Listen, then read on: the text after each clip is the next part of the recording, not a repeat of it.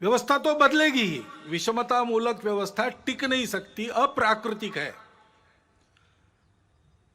और इसलिए वो जाएगी ही। ठीक से जाए इसको देखना, इतना ही काम रहता है। लेकिन व्यवस्था बदलने के साथ साथ या उसके पहले मन बदलना चाहिए। भेद की भावना मन में रहती है, मन से वचन कर्म और वाणी में प्रकट होती है, और विचार में प्रकट होती है, व्यवस्था में प्रकट होती है। और इसलिए उस व्यवस्था के साथ साथ इस मन को बदलने का प्रयास होना चाहिए। संघ के स्वयंसेवक सब प्रकार के प्रयास करते हैं। बुद्धि से वाणी निकलती है, विचार से आदमी बोलता है, तो उस विचार में समाज के भेद बढ़ाने वाली भाषा नहीं चाहिए, समाज को जोड़ने वाली भाषा चाहिए। उतार चढ़ाव आते रहते, उल्टे सीधे प्रसंग होते रहते हैं। हर प्रसंग पर भाष्य करते समय, लोगों को राह दिखाते समय उनको आपस में जुड़ने की, प्रेम को बढ़ाने की भाषा होनी चाहिए। संवाद सकारात्मक हो। इसलिए सामाजिक समरसता मंच के माध्यम से, गतिविधि के माध्यम से संघ के स्वयंसेवक ये काम कर रहे।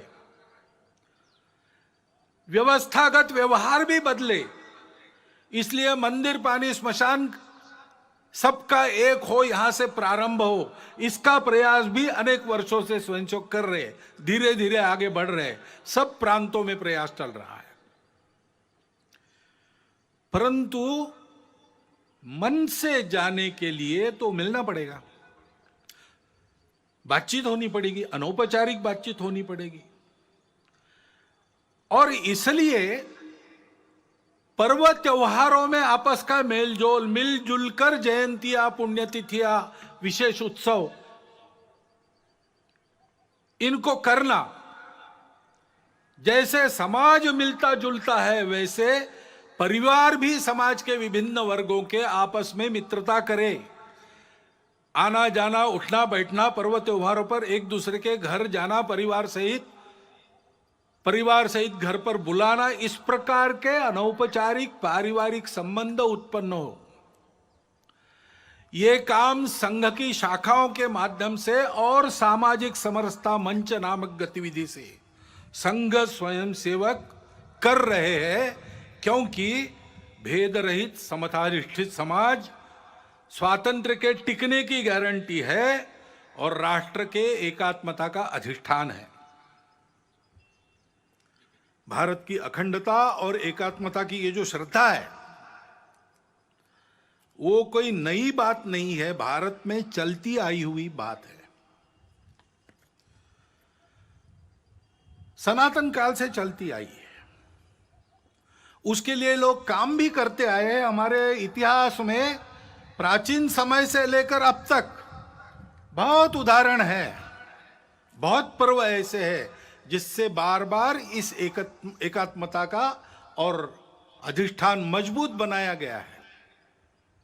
श्री गुरु तेग बहादुर जी महाराज का 400 सालावा प्रकाश वर्ष है। उनका बलिदान क्यों हुआ था?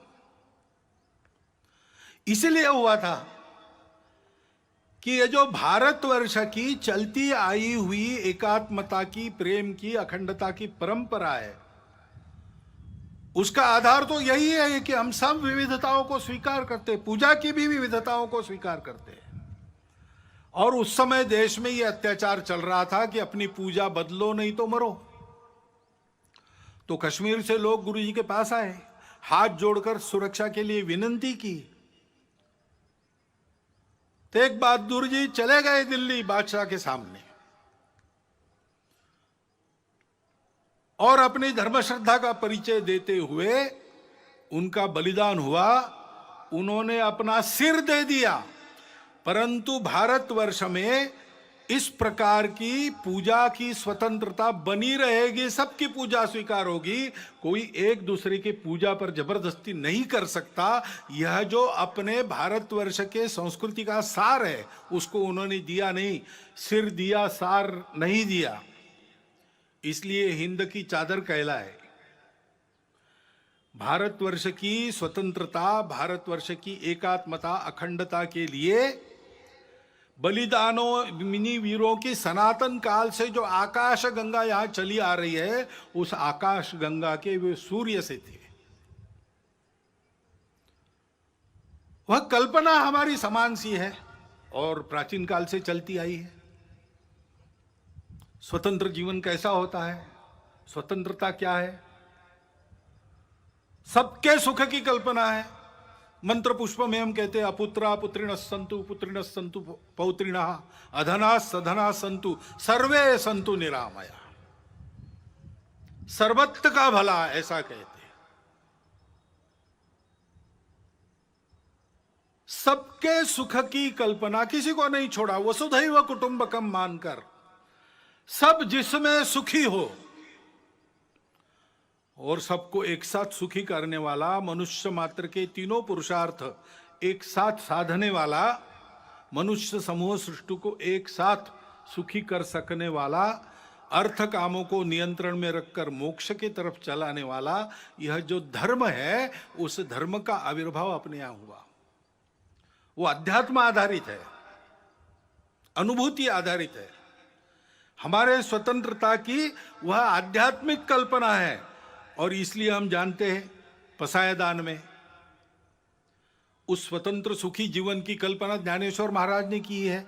जे खळांची व्यंकटी सांडो तया सत्कर्मी रतिवाडो, भूता परस्परे पडो मैत्र जीवांचे, दुरितांचे तिमिर जावो विश्व स्वधर्म सूर्य पाहो, जो जे वांछील तो ते लाहो प्राणी जात।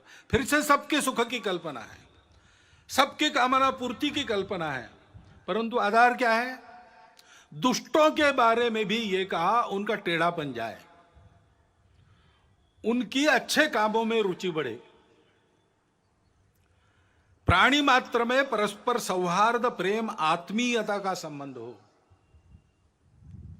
सबके संकट दूर हो, सब अपने अपने स्वधर्म को अनुभूत करके चले, स्वधर्म पर चले,